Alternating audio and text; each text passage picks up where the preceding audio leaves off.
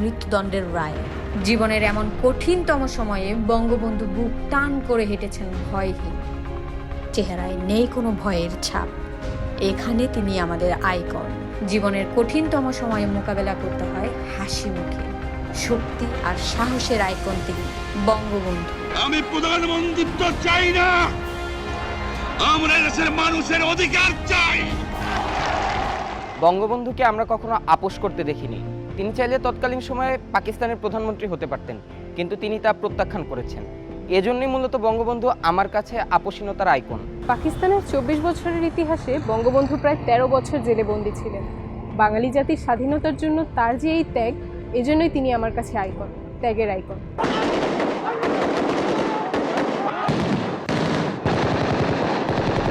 ২৬শে মার্চ বঙ্গবন্ধু ধানমন্ডির বাসা থেকে স্বাধীনতার ঘোষণা দিলেন।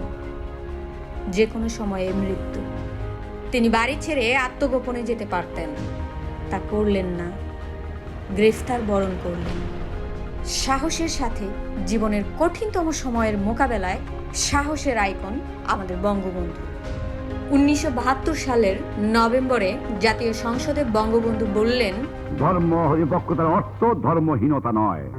হিন্দু মুসলমান তার ধর্ম পালন করবে, তার কর্তব্য পালন করবে, খ্রিস্টানরা ধর্ম পালন করবে, বৌদ্ধরা ধর্ম পালন করবে। কেউ কারো ধর্মকে হস্তক্ষেপ করতে পারবেন না, কিন্তু ধর্মহীনতা নয়। এবং রাজনৈতিক কারণে রাজনৈতিক উদ্দেশ্য হাসিল করার জন্য ধর্মকে আর বাংলার মুখে ব্যবহার করতে দেওয়া হবে না, এটা বাংলা জনগণ রায় দিয়ে। অসাম্প্রদায়িক ধারণাটি বঙ্গবন্ধু যেভাবে পরিষ্কার করেছিলেন, তা থেকে সারা দুনিয়ার শিক্ষা নেওয়া উচিত। তিনি বলেছিলেন, সমস্ত নাগরিকের সমান অধিকার এবং সুযোগ ভোগ করার সত্য থাকা চাই। বঙ্গবন্ধু অসাম্প্রদায়িক চেতনার আইকন। বঙ্গবন্ধু ছোটবেলা থেকে সবসময় অন্যায়ের প্রতিবাদ করতেন, আর আমরা তরুণ সমাজও সবসময় অন্যায়ের প্রতিবাদ করতে পছন্দ করি। এই জন্যই তিনি আমার কাছে প্রতিবাদের আইকন, দেশপ্রেমের আইকন বঙ্গবন্ধু। আমার ফাঁসির হুকুম হয়ে গেছে। আমার ছেলের পাশে আমার জন্য কবর খোঁজা হয়েছে। আমি প্রস্তুত হয়েছিলাম, বলেছিলাম আমি বাঙালি, আমি মানুষ, আমি মুসলমান। একবার মরে, দুইবার মরে না। এবং যাবার সময় বলে যাব, জয় বাংলা, স্বাধীন বাংলা। বাঙালি আমার জাতি, বাংলা আমার ভাষা, বাংলার মাটি আমার স্থান। দেশপ্রেমের এমন উজ্জ্বল আইকন কে আছেন এই বিশ্বে? একজন, তিনি বঙ্গবন্ধু শেখ মুজিবুর রহমান, আমাদের আইকন, তারুণ্যের আইকন। আগস্ট শোকের মাস, আগস্ট বেদনার মাস, আগস্ট সর্বহারা হওয়ার মাস। এই আগস্ট মাসে বাঙালি জাতি সর্বহারা হয়ে যায়, মানে সব হারিয়ে যায়। বঙ্গবন্ধু এবং বাংলাদেশ শব্দ দুটি একই অর্থ বহন করে, অন্তত আমাদের প্রত্যেকের জীবনে, আমাদের সভ্যতার ইতিহাসে, বাঙালির জীবনে। আগস্ট জাতীয় শোক দিবস একটি শব্দ, একটি শোক দিবস, কিন্তু আগস্ট আমাদের প্রত্যেকের জীবনেই শোক দিবস। এবং আগস্ট আমাদের কান্নার মাস, আমাদের বেদনার মাস। সভ্যতার ইতিহাসে এমন নৃশংস ঘটনা আর দেখা যায় না। একজন রাষ্ট্রনায়ককে, জাতির পিতাকে সপরিবারে এইভাবে নৃশংসভাবে হত্যার ঘটনা পৃথিবীর ইতিহাসে বিরল। তারুণের ভাবনায় বঙ্গবন্ধু, আসলে আমাদের প্রত্যেকের জীবনেই বঙ্গবন্ধু নানাভাবেই আমাদের প্রেরণা যোগান। আজকে চার বন্ধু কথা বলবেন। আছেন ওবায়দুর রহমান, আইটি বিশেষজ্ঞ বা আইটি উদ্যোক্তা। আমার সঙ্গে আছেন শাকির আহমেদ, সাংবাদিক।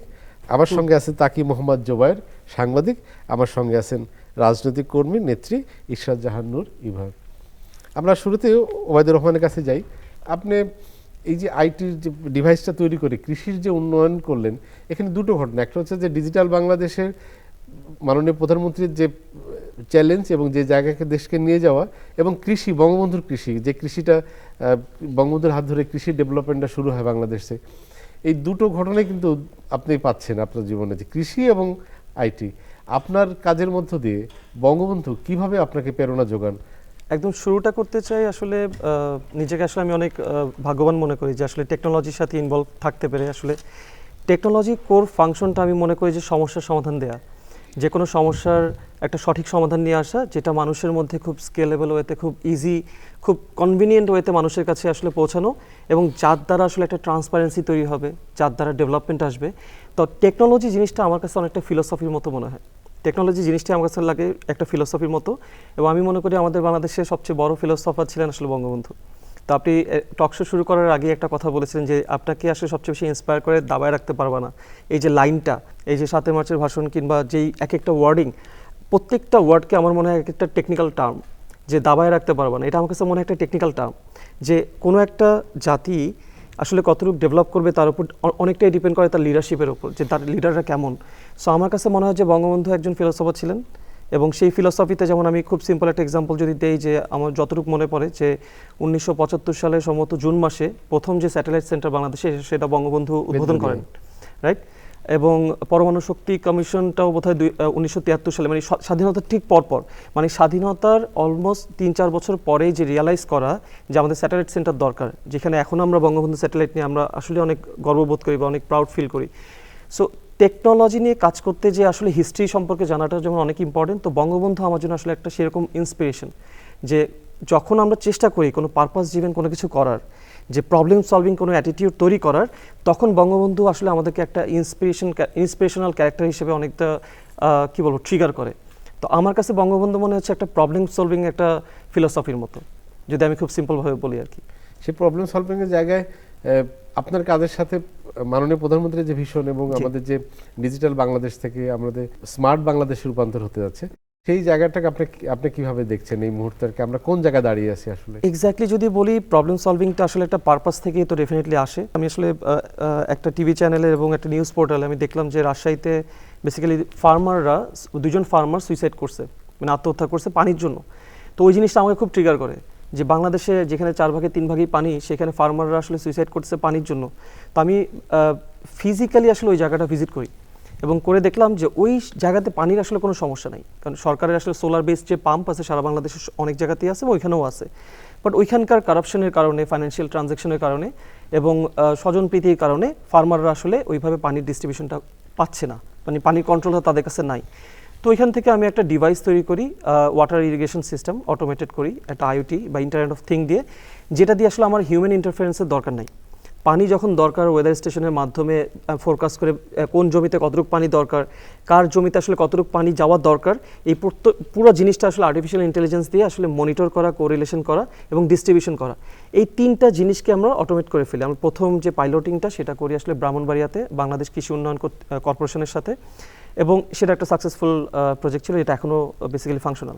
আপনি তো মাননীয় প্রধানমন্ত্রী কৃষির একটা প্রজেক্টের সঙ্গে যুক্ত আছেন এখন, যে হ্যাঁ, এটা আসলে তো মাননীয় প্রধানমন্ত্রীর একটা প্রজেক্ট, যেটা সোলার বেস পাম্পের যেই সারা বাংলাদেশে যেই প্রজেক্টটা আছে, সেখানে আমি জাস্ট ছোট্ট একটা, মানে খুব ক্ষুদ্র একটা অংশে আসলে ইনভলভ, যে আমি একটা ডিভাইস তৈরি করি যাতে পাম্পটাকে বেসিক্যালি স্বয়ংক্রিয়ভাবে মানুষের কাছে পানিটা পৌঁছে দিতে পারে। কোনো ধরনের কৃষির ক্ষেত্র থেকে, কৃষির জায়গা থেকে স্মার্ট বাংলাদেশে আপনাদের তরুণদের হাত ধরে আমরা এগিয়ে যাবো। আমরা আসছি আমাদের বন্ধু শাকির আহমেদের কাছে। তো আপনার সাংবাদিকতা জীবনে, সংবাদ সংগ্রহের জীবনে, সংবাদ লেখার জীবনে বঙ্গবন্ধু কিভাবে আপনাকে ইন্সপায়ার করে, আপনাকে স্পর্শ করে, আপনাকে এগিয়ে দেয়, আপনাকে থামিয়ে দেয়, আপনাকে সাহস যোগায়? শোকের মাসে সর্বপ্রথম এই শ্রদ্ধার সাথে স্মরণ করছি জাতির পিতা বঙ্গবন্ধু শেখ মুজিবুর রহমান এবং ওনার পরিবারের যারা শাহাদাত বরণ করেছেন 15ই আগস্ট, তাদেরকে। আমরা যখন বঙ্গবন্ধুর জীবনী বিশ্লেষণ করতে যাই, আলোচনা করতে যাই, বা আমরা যখন বঙ্গবন্ধুর ফিলোসফিকে ধারণ করতে যাই, তখন তার রাজনৈতিক যে ক্যানভাসটা, সেটি আসলে আমাদের কাছে খুব ব্যাপক আকারে ধরা দেয়।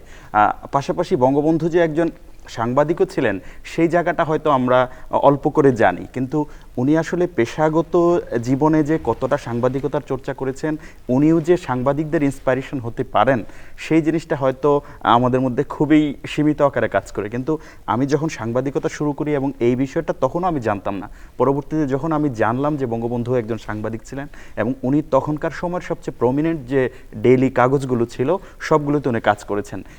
ইত্তেহাদ প্রতিষ্ঠার সঙ্গে যুক্ত ছিলেন উনি, নানা পেছন থেকে প্রতিষ্ঠার সঙ্গে যুক্ত ছিলেন। মিল্লাতের মতো পত্রিকা, যেগুলো তৎকালীন সময় খুবই আলোচিত পত্রিকা, দৈনিক ইত্তেফাকে গড়ে ওঠার পিছনে উনি ছিলেন। তো এই রকম প্রমিনেন্ট পত্রিকাগুলোর পিছনে উনি ছিলেন। এবং শুধু পত্রিকা সাংবাদিকতাই নয়, পত্রিকার যে একটা ম্যানেজমেন্ট, সাংবাদিকতার যে একটা আয়োজন, এই ইন্ডাস্ট্রিকে যে নার্সিং করা, সেই জায়গাটাও কিন্তু উনি বেশ পরিপক্কতার পরিচয় দিয়েছেন। তো আমি যখন মাঠে কাজ করতে যাই, আমি রিপোর্টিং করি, তো আমি মাঠে যখন কাজ করতে যাই, তখন আমার ফিলোসফিক্যাল জায়গা থেকে বঙ্গবন্ধুর একটা কথা, আপনি যেমন বলছিলেন যে দাবায় রাখতে পারবে না, পাশাপাশি আমার মধ্যে একটা একটা বঙ্গবন্ধুর ভাষণ বা বঙ্গবন্ধুর একটা ভাষণের লাইন খুব কাজ করে। সেটি বঙ্গবন্ধু বলতেন যে আজ বিশ্ব দুই ভাগে বিভক্ত, একটা শোষিতের পক্ষে আর একটা শাসকের পক্ষে। তো সবসময় বঙ্গবন্ধু বলতেন যে আমরা যে কোনোভাবে শোষিতের পক্ষে।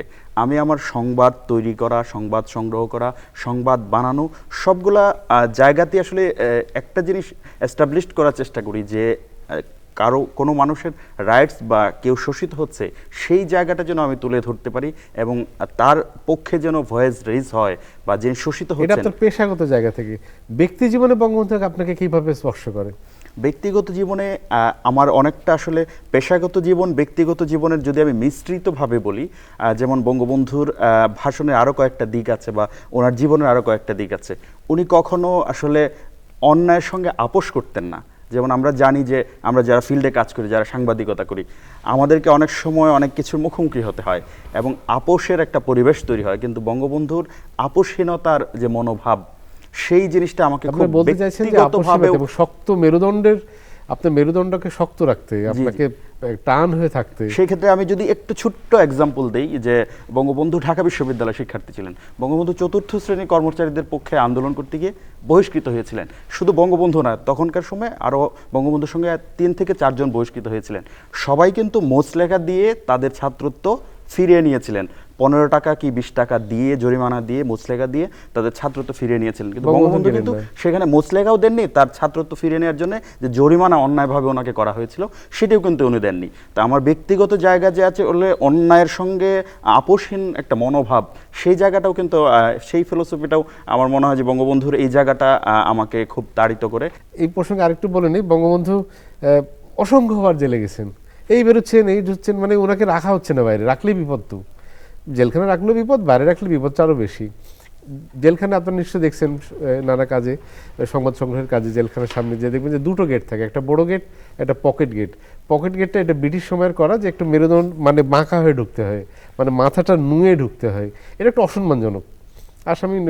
কিন্তু বঙ্গবন্ধুর জীবনে উনি কোনো দিন ওই পকেট গেট দিয়ে ঢোকেন নাই।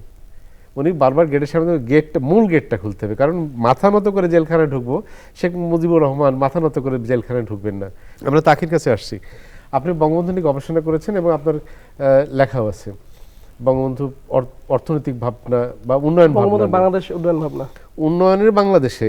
আজকের মাননীয় প্রধানমন্ত্রী বঙ্গবন্ধু, এবং আপনি গবেষণা করতে যে বঙ্গবন্ধু কিভাবে আপনাকে ইন্সপায়ার করলো এবং উন্নয়নে বঙ্গবন্ধুকে কেমন দেখলেন এবং আজকের বাংলাদেশে সেটা কেমন দেখছেন?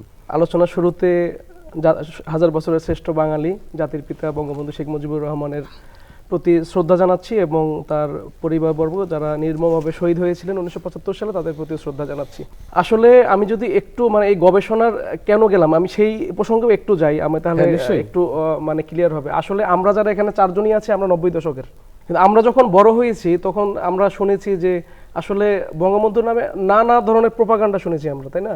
মানে আমরা চারদিকে শুধু বঙ্গবন্ধুর নামে মিথ্যাচার শুনেছি, তার নামে নিন্দাচার শুনেছি। এটা শুনেই আমরা কিন্তু বড় হয়েছি, আমাদের প্রজন্ম বিশেষ করে। এই যে মিথ্যাচারগুলো যে করা হয়েছে, আরেকটা দুঃখের বিষয় হলো এই মিথ্যাচারের বিষয়ে আসলে আমরা দাঁড়িলিকভাবেও কেউ অ্যান্সার দেই নাই। আসলে উনি কেমন ছিলেন, ওনার চরিত্রটা কেমন ছিল, মানে ওনার ব্যক্তিত্ব কেমন ছিল এবং ওনার মোটিভ কি ছিল, বাংলাদেশটাকে নিয়ে উনি কিভাবে ভাবছেন, কতদূর মানে কি তার ভীষণটা কি ছিল, তখন আমার কাছে বিষয়টা মনে হলো যে এটা মানে এই বিষয়টা আসলে আমাদের অনুসন্ধান করা দরকার। আমাদের প্রজন্মেরও তো একটা দায় আছে, কারণ আমরা যে স্বাধীন ভূখণ্ডে আছি, 1000 বছর পরেও যারা এই বাংলাদেশে জন্ম হবে তারও বঙ্গবন্ধুর প্রতি দায় আছে। আমি একটু অপ্রাসঙ্গিক হলে বলি, আমি তখন জব ছেড়ে দিলাম। জব ছেড়ে দিয়ে আমি 2 বছর টানা এটা নিয়ে আমি গবেষণায় ছিলাম, যে রানিং জব আমি ছেড়ে দিয়েছিলাম, যে আসলে বঙ্গবন্ধুর কাজগুলো কী ছিল এগুলো ফাইন্ড আউট করা দরকার। তখন আমিও তখনকার যে যারা বঙ্গবন্ধুর সাথে কাজ করেছেন এরকম অনেকজনের সঙ্গে, প্রায় 19 জনের সঙ্গে কথা বলেছি সরাসরি। বাংলাদেশে ভেবে যেহেতু কোনো পাচ্ছিলাম না, বিদেশি বিভিন্ন ডকুমেন্টসগুলো কালেক্ট করা শুরু করলাম। যখন দেশ স্বাধীন হলো, স্বাধীন হওয়ার পর থেকেই কিন্তু তিনি বাংলাদেশকে, উনি বারবার বলছেন আমি সোনার বাংলা করতে চাই। মানে সোনার বাংলার তিনি যে ঐতিহ্যটা, যে ইতিহাসটা, মানে আমরা যে একটা সমৃদ্ধ জাতি ছিলাম, তিনি চেয়েছিলেন এই বাঙালি জাতি সেই সমৃদ্ধ সেই ইতিহাসে আবার ফিরে আসুক। 74-এর পরে কিন্তু তিনি যেটা যে কাজটা, যে রেভলিউশনারি কাজটা করেছিলেন সেটা হলো দ্বিতীয় বিপ্লব। এই দ্বিতীয় বিপ্লবটা ছিল পুরো অর্থনৈতিক। আপনি যদি এটাকে অ্যানালাইসিস করেন, এটা ফুললি একটা তার মানে অর্থনৈতিক তার ফিলোসফি এবং অর্থনৈতিক তার একটা ফুল একটা প্ল্যান ছিল, যে একটা জাতিকে আত্মনির্ভরশীল কীভাবে করা যায়।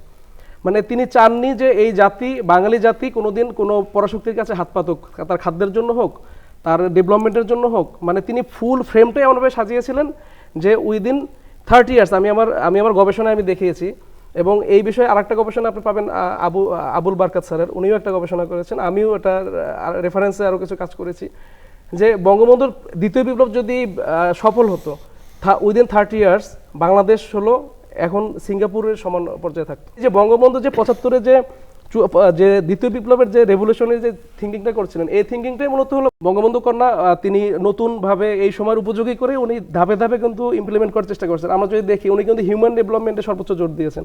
বঙ্গবন্ধুর কিন্তু মূল পয়েন্টটা ছিল হিউম্যান ডেভেলপমেন্ট, প্লাস বঙ্গবন্ধু সবচেয়ে বড় বিপ্লবের বড় কাজ ছিল হলো কৃষিতে আত্মনির্ভরশীল। আমরা কিন্তু কৃষিতে আত্মনির্ভরশীল, মানে বঙ্গবন্ধু যেটা চেয়েছিলেন আমরা কিন্তু মাননীয় প্রধানমন্ত্রী কিন্তু আমি আপনাকে আরেকটা আপনার জীবনে, আমার জীবনে যদি তারুণ্যের জীবনে বঙ্গবন্ধু কিভাবে আপনাকে, আমার জীবনে যদি বলেন বঙ্গবন্ধুর, আপনি যদি 73, 74 বা যদি আপনি তার ছাত্রলীগের কনভেনশনের বঙ্গবন্ধুর ভাষণগুলো যদি শোনেন, অথবা ছাত্রদের সাথে যে বঙ্গবন্ধুর যে ভাষণগুলো শোনেন, তিনি একটা কথা বারবার করে উচ্চারণ করেন, সেটা হলো আত্মশুদ্ধি।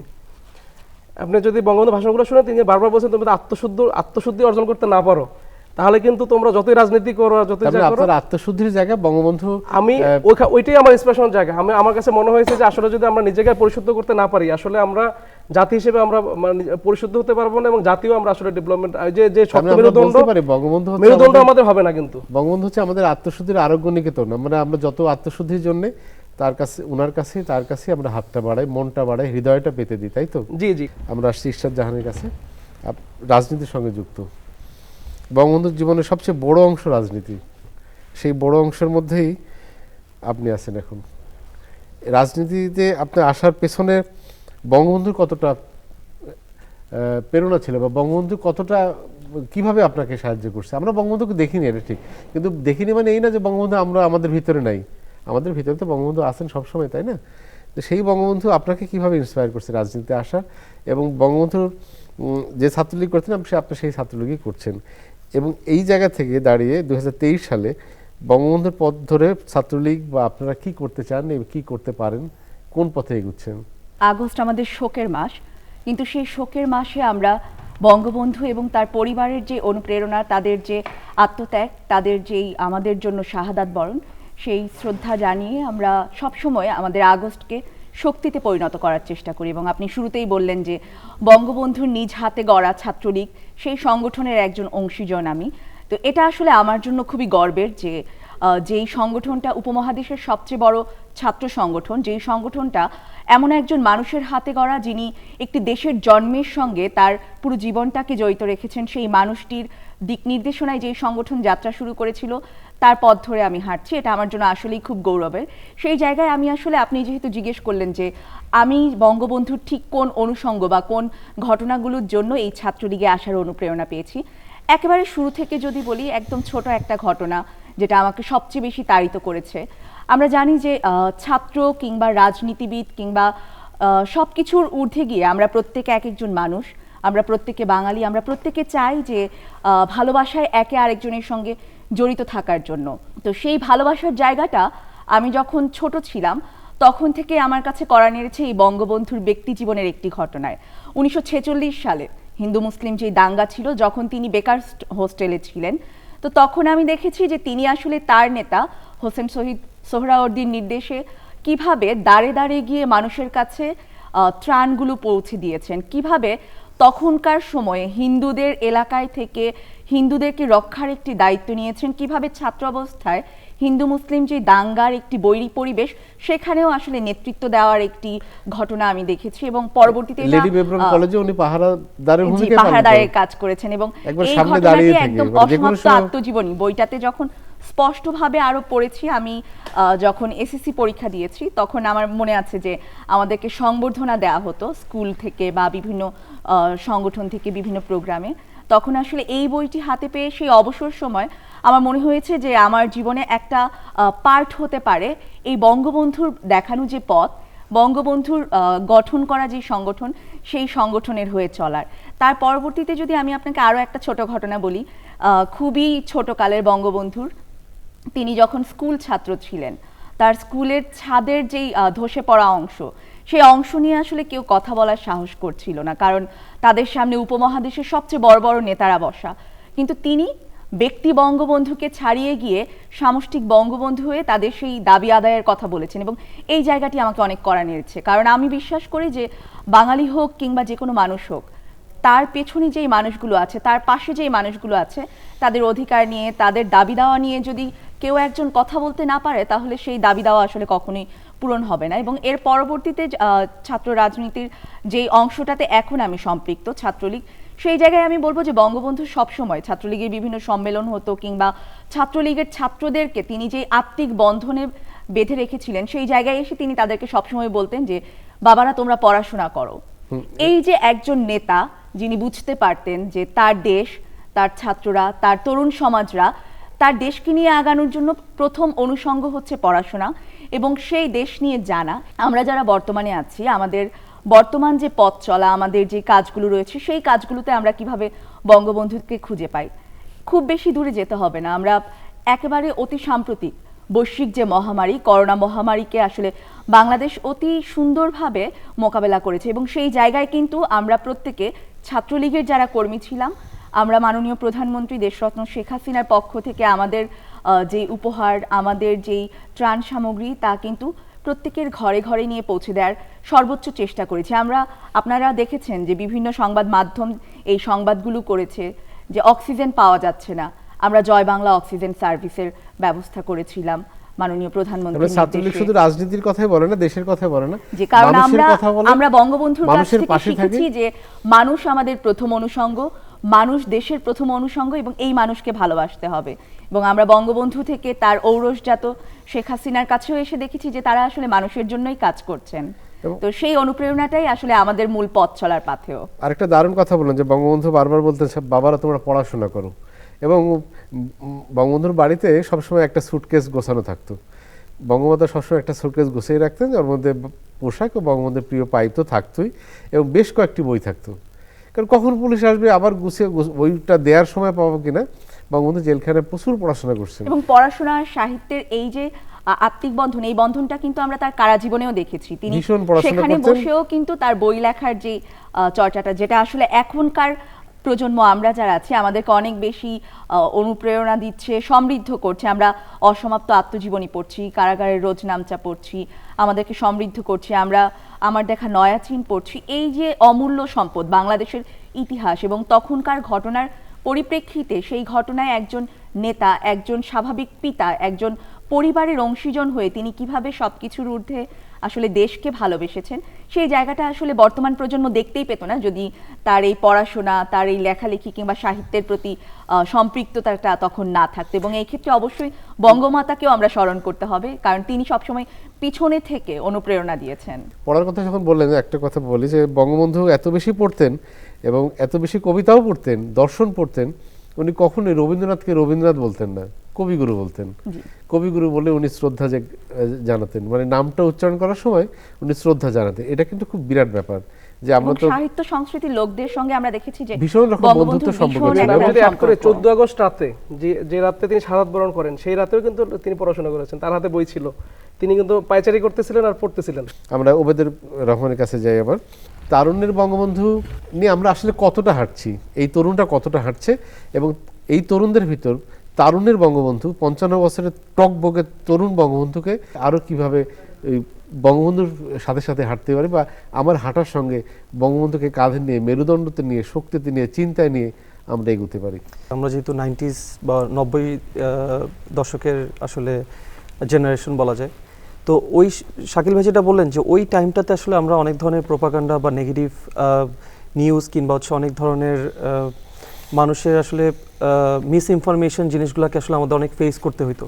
তো ওই সময় একটা কথা ছিল যে অনেক সময় আমি তখন স্কুলে পড়তাম, তখন দেখতাম যে অনেকেই বঙ্গবন্ধুর স্বপ্ন নিয়ে অনেক ধরনের মজা করতো, যে এটাও কি বঙ্গবন্ধু স্বপ্ন দেখছে, ওইটাও কি বঙ্গবন্ধু স্বপ্ন দেখছে, এই ধরনের কথাবার্তা খুব বেশি শুনতাম। তো আমার আনসারটা আসলে এখান থেকেই শুরু হয়।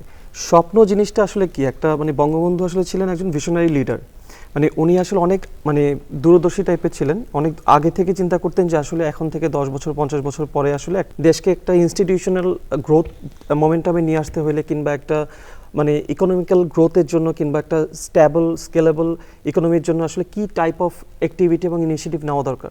এখনকার জেনারেশন যাই করছি আমরা কিন্তু এখন পর্যন্ত যেটা আপনি বলেন আমাদের মাননীয় প্রধানমন্ত্রীর সাথে বঙ্গবন্ধুকে দেখলে মনে হয় যে কোনোভাবে ডিটাচ করা যায় না, মনে হয় যেন একটা ভার্সন 2 আমরা দেখতেছি এই মুহূর্তে। এটা রিজনটাই হচ্ছে যে তিনি হয়তো সবচেয়ে বেশি ডেভোটেড টু ফলো তার বাবার যেই ভিশনগুলো আছে, স্বপ্নগুলো আছে, যেটাকে আমরা বাংলায় স্বপ্ন বলছি, ইংরেজিতে মেবি ভিশন। সো আমাদের জেনারেশন কিন্তু অনেকটা ড্রিভেন বাই ভিশন। সো এই ভিশনারি লিডার, যেটা আমি একদম শুরুতেই বলেছিলাম যে একটা দেশকে গঠন করার জন্য জনগণকে আসলে রাইট ওয়েতে ইউটিলাইজ করার জন্য দরকার আসলে একজন লিডার। সেই লিডার যদি ভিশনারি হয় তাহলে সাধারণ মানুষের মধ্যে কিন্তু ইন্সপিরেশনাল একটা মোমেন্টাম এমনিতেই চলে আসে। সেই জায়গাতে আমরা আরো বেশি ভিশনারি করতে, আরো বেশি এগুতে আমরা আর কি করতে পারি, কিভাবে এগুতে পারি? আমার কাছে যেটা মনে হয় আমরা আসলে অনেক এগিয়ে যাচ্ছি। আমার যদি একদম অনেস্ট ওপিনিয়ন বলি তাহলে আসলে কোনো জেনারেশনই কখনোই একদম 100% ঠিক না, সেটা হয় না, কোনো কালেই হয়নি। কিন্তু ভিশন ড্রিভেন যারা থাকে, একটা সার্টেন পোর্শন অফ পিপল থাকে যারা সবসময় একটা ভিশনকে আসলে ফলো করে, তাদের একটা খুব ক্লিয়ার পাথ থাকে যে আমি আমার লাইফে আমার কি করতে চাই, তাদের একটা পারপাস থাকে। সো সেই জায়গা থেকে যদি আমি বলি এখনকার জেনারেশনের জন্য একটা খুব বড় ইন্সপিরেশন হচ্ছে গত 10 বছরের একটা এক্সপিরিয়েন্স। এই 10 বছর যে ট্রান্সফরমেশন আমরা দেখি সেখানে কিন্তু আমরা দুর্নীতি বা কারাপশন জিনিসটাকে অনেকটা ম্যাসিভ ওয়েতে ট্যাকেল করতে পারছি শুধুমাত্র টেকনোলজির কারণে। এবং এটা কিভাবে পসিবল হয়েছে, কারণ আপনি ওই যে বললাম না যে একটা ইকোনমিকে স্কেলেবল করার জন্য আমাদের দরকার আসলে ট্রান্সপারেন্সি। আর ট্রান্সপারেন্সির জন্য কি দরকার? ট্রান্সপারেন্সির জন্য দরকার ইনোভেশন। এই ইনোভেশনটা আসে এই ভিশন থেকে। সো এখনকার জেনারেশনের মধ্যে আমি ওই জিনিসটা অনেক বেশি দেখি। স্পেশালি আমি যেহেতু টেক ইন্ডাস্ট্রি থেকে বিলং করি, আমি সবসময় দেখি যে আমরা সবসময় আসলে প্রবলেম খুঁজতে থাকি, ওটা সলিউশনের জন্য আমরা আসলে ডিফারেন্ট চিন্তাভাবনা করি, স্বপ্ন দেখি, মানে আমরা লিটারালি আসলে চিন্তা করি যে আমরা 5 বছর পরে 10 বছর পরে আমার একটা স্টার্ট আপকে আসলে কোথায় নিতে চাই। একই সাথে কিন্তু স্টার্ট আপটাকে গ্রো করার পেছনে কিন্তু আমরা এটা চিন্তা করি না যে এটা এত টাকা আমি ইনকাম করবো, এটা ভ্যালুয়েশন হবে $1 বিলিয়ন। যেই জিনিসটা আমরা সবসময় চিন্তা করি সেটা হচ্ছে এটার দ্বারা আসলে আমাদের জনগণের কিংবা হচ্ছে দেশের বা ইকোনমিতে বা ইন্টারন্যাশনাল ট্রানজ্যাকশনে কী ধরনের ট্রান্সপারেন্সি কিংবা গ্রোথ আসা সম্ভব, এটার কারণে আসলে এমপ্লয়মেন্ট ক্রিয়েট করা সম্ভব। তো সেইখান থেকে আমি মনে করি যে এই ভিশনের জায়গাটাতে আসলে আমাদের জন্য একটা ব্লেসিং হচ্ছে বঙ্গবন্ধু। আমরা তার কাছ থেকে যে স্বপ্ন বা ভিশনগুলো পাইছি সেটা আমাদেরকে ডেফিনেটলি একটা ড্রাইভিং ফোর্স হিসেবে সবসময় কাজ করে এবং ইন্সপায়ার করে। বললেন যে ড্রাইভিং ফোর্স হিসেবে বঙ্গবন্ধু কাজ করে, যে আমরা যেই গাড়ি চালাই ড্রাইভিং ফোর্সটা কিন্তু বঙ্গবন্ধু, জাতির পিতা। আসছে শাকির আপনার কাছে, যে কথাটা বলছিলাম যে ড্রাইভিং ফোর্স, একটা দেশের সব মানুষ তো আর একই ফোর্সে চলে না, কেউ এগিয়ে থাকে কেউ পিছিয়ে থাকে, কিন্তু বেশিরভাগ মানুষ তো ওই পথে এগোয় এবং ড্রাইভিং ফোর্সে তো বঙ্গবন্ধু আমাদের সেই দিকেই নিয়ে যাচ্ছেন। আপনি একজন সাংবাদিক হিসেবে সেটা কি মনে করেন? আমরা আসলে ভীষণ রকম আশাবাদী, কারণ হচ্ছে যেমনটি বলছিলেন আমার পাশের একজন, যে আমরা খুব একসময় আমরা জন্মের পর বা যখন আমরা ইতিহাসটা জানতে শুরু করেছি হয়তো আমরা বিকৃত ইতিহাস জানতাম, কিন্তু দেরিতে হলেও কিন্তু আমরা সেই সঠিক ইতিহাস জানতে পেরেছি। পাশাপাশি আমরা অগ্রগতি উন্নয়ন জানতে পারি না, আমরা ইতিহাসটাকে গ্রহণ করতে পেরেছি, ইতিহাসের নির্যাসটা আমরা নিতে পারছি, আমরা বোধের মধ্যে জাগাতে পারছি। ইতিমধ্যে আমরা সেই ধারণ করে যে সেই সক্ষমতার প্রমাণ দেয়া সেটা কিন্তু আমরা দিয়েছি, মানসিকভাবে হোক স্ট্রাকচারালি হোক, সেই প্রমাণ কিন্তু আমরা ইতিমধ্যেই রেখেছি। এখন বলা হয় যে দেশের বাইরে গেলে এক সময় আমাদের পরিচয় জানার পর হয়তো আমাদের ইকোনমিক ক্রাইসিসের কারণে বা আমাদের নানান সমস্যার কারণে আমাদেরকে একটু তাচ্ছিল্যের দৃষ্টিতে দেখা হতো, এখন কিন্তু সেটি আর নেই। সবচেয়ে বড় শক্তি হচ্ছে এদেশের তরুণরা। এদেশের তরুণরা ড্রাইভিং সিটে বসেছে বঙ্গবন্ধুর আদর্শ ধারণ করে। তারা সেই বাংলাদেশ যদি একটি গাড়ি হয় সেই গাড়িকে তারা সঠিক গন্তব্যে নিয়ে যাবে, এই বিশ্বাসটি আমার কাছে আছে। ইঞ্জিন বঙ্গবন্ধু, আত্মা বঙ্গবন্ধু, আদর্শ বঙ্গবন্ধু, ফিলোসফি বঙ্গবন্ধু, সবকিছুই বঙ্গবন্ধু। কিন্তু বঙ্গবন্ধু হয়তো উনি আমাদের সামনে হয়তো স্ট্রাকচারালি উপস্থিত নেই, কিন্তু আমরা স্ট্রাকচারালি উপস্থিত থাকাচ্ছে না থাকা আদর্শটা ধারণ করে চলছে। আমার যেটা মনে হয় যে philosophy is more powerful than any person.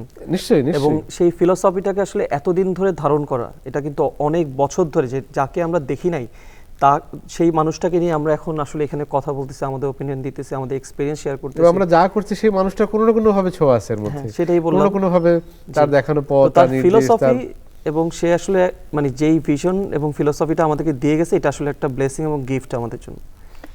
আমি যদি আরেকটু যোগ করতে চাই যে আসলে আমাদের অবস্থারটা আমি বলছিলাম যে আমাদের ডেমোগ্রাফিক ডিভিডেন্ড থেকে শুরু করে আমাদের সম্ভাবনার জায়গা যেগুলো রয়েছে সেগুলো যদি আমরা প্রপারলি ইউটিলাইজ করতে পারি এবং আমাদের যে আদর্শিক জায়গা রয়েছে এবং শক্তির জায়গা রয়েছে সেটি নিয়ে আমরা যদি আমাদের এই প্রপার যে ইউটিলাইজটা যদি হয় তাহলে বাংলাদেশ আসলে এখন যেমনটি আমরা বলছি যে 10 বছর আগের তুলনায় এখন আসলে স্মার্ট বাংলাদেশ, হ্যাঁ স্মার্ট বাংলাদেশ তো হবেই, এবং 10 বছর আগে যে আমরা বাংলাদেশ দেখেছি সেই বাংলাদেশের চেয়ে এখন একটা অকল্পনীয় বাংলাদেশ দেখছি।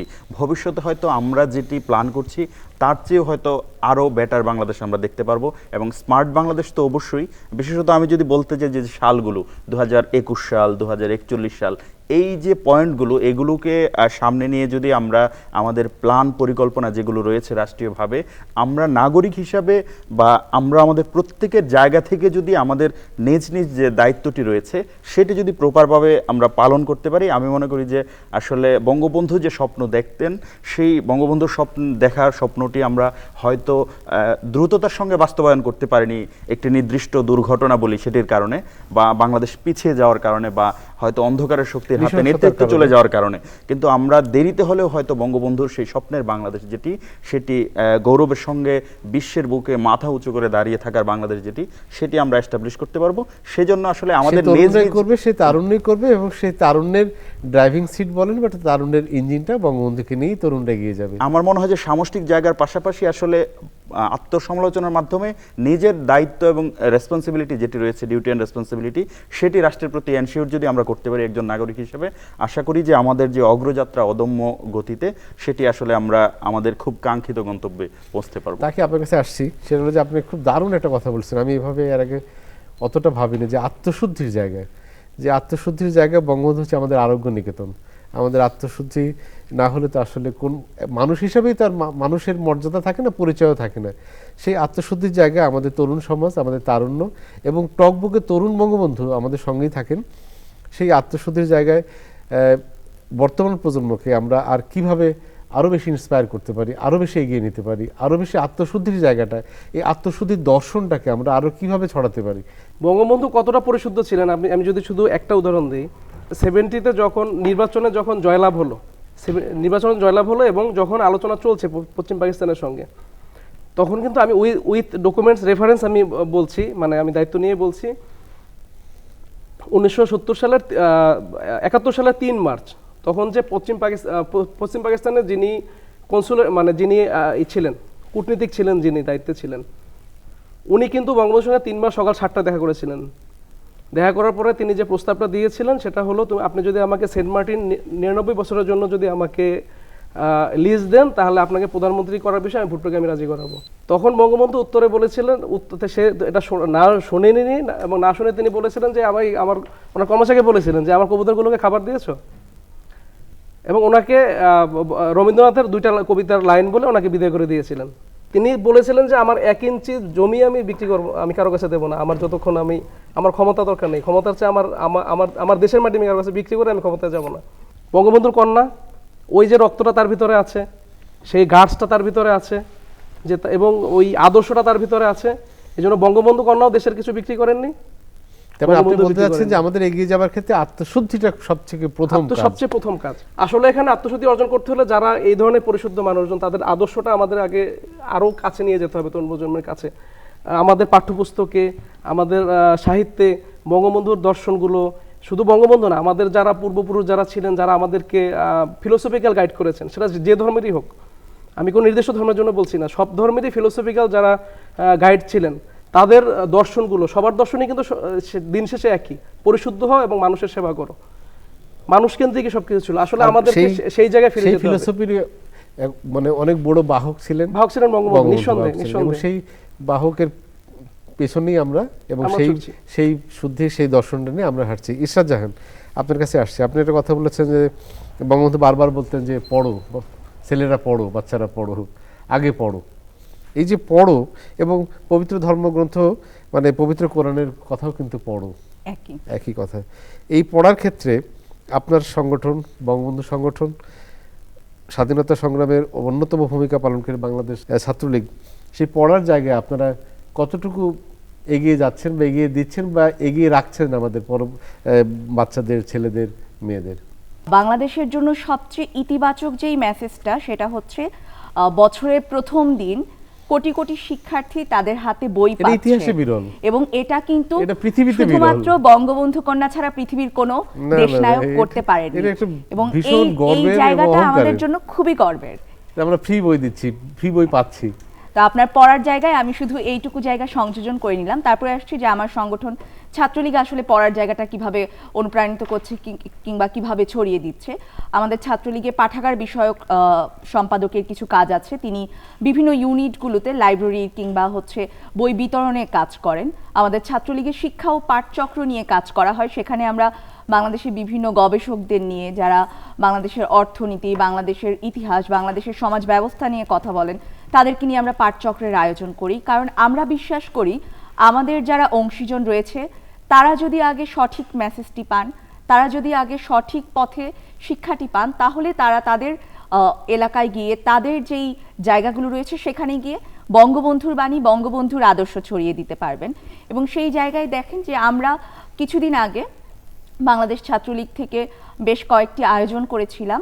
এর মধ্যে একটি কর্মসূচি ছিল যে আমরা বক্তব্য প্রতিযোগিতা কিংবা স্মারক বক্তৃতার আয়োজন করতাম।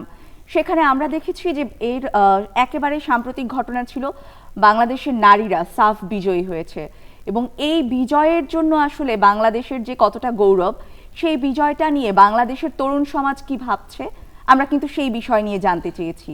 এবং সেই বিষয় নিয়ে জানতে চাওয়ার উদ্দেশ্য ছিল আমাদের এটা যে বাংলাদেশের যেই তরুণরা কিংবা যেই কলেজের শিক্ষার্থীরা, যেই বিশ্ববিদ্যালয়ের শিক্ষার্থীরা এই বক্তৃতা প্রতিযোগিতায় অংশগ্রহণ করবে, তারা জানুক যে এই ফুটবল একটা সময় বঙ্গবন্ধুর প্রিয় ফুটবল ছিল। এই ফুটবলের নেতৃত্ব তিনি দিয়েছেন।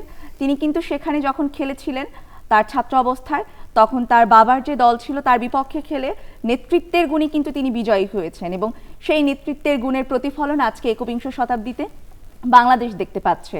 বাংলাদেশের নারীরা আজকে চ্যাম্পিয়নশিপ জিতে এনেছে।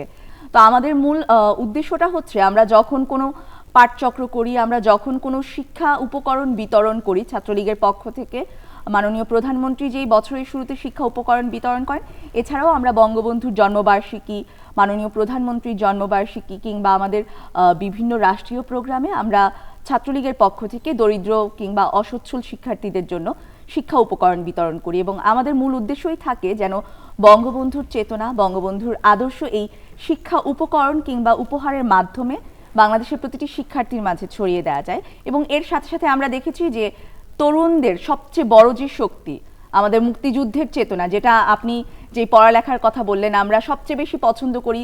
আমি বিশ্বাস করি যে বাংলাদেশের প্রত্যেকটি শিক্ষার্থীকে আপনি জিজ্ঞেস করেন, সে সবচেয়ে বেশি অনুপ্রাণিত হয় ৭১-এর যে কোনো গল্প শুনতে।